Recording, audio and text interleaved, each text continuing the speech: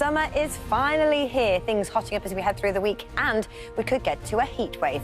I'll have all the details of that and more coming up on Good Morning Britain.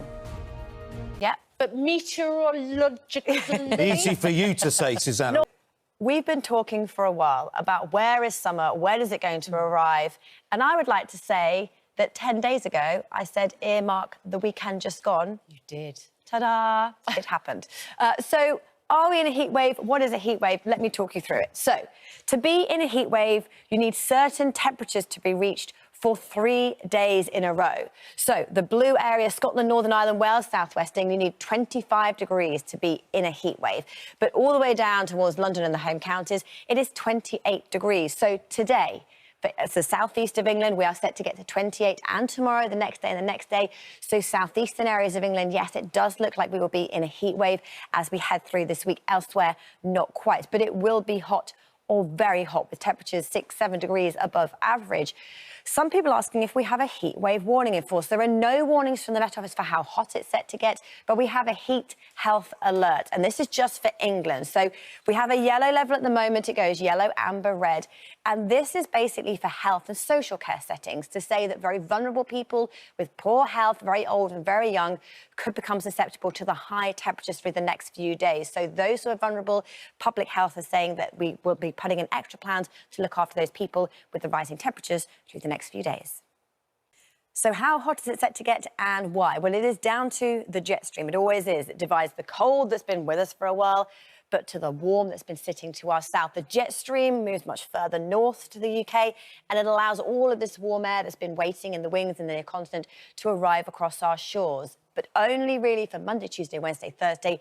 Temperatures moderate yet again from Friday as the jet stream looks set to return. But what it means for today, lots of hot weather, lots of sunshine, but with humid air from the west here, it's cloudy, a little bit damp and drizzly as well. So the latest satellite and radar shows it is clear and dry, a fine start to the day for many of us.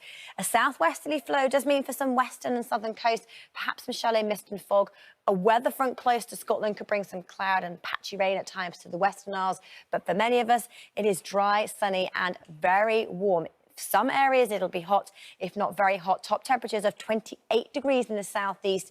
UV levels are moderate to high, and for pollen, it is very high across the majority of the country.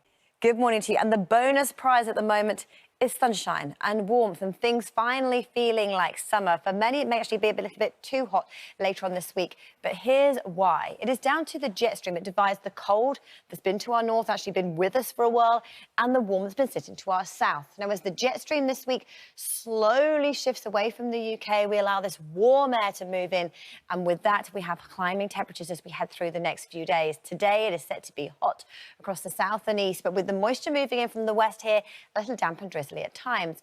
But the latest satellite and radar shows it is largely fine and dry to start this morning. A weather front across the northwest of Scotland here brings some light patchy rain. That is where our jet stream is, but away from here, it stays fine and dry. That's for most of us. Some shallow mist and fog for some southern and western coasts because of this onshore flow, but with light winds. With the sunshine for many of us, with it being dry, temperatures are above average across the board. We are hot, if not very hot for some areas. 26 or 27 degrees is likely across the southeast. And if we get to 28, which is possible, that is beginning of us being in our heat wave category criteria.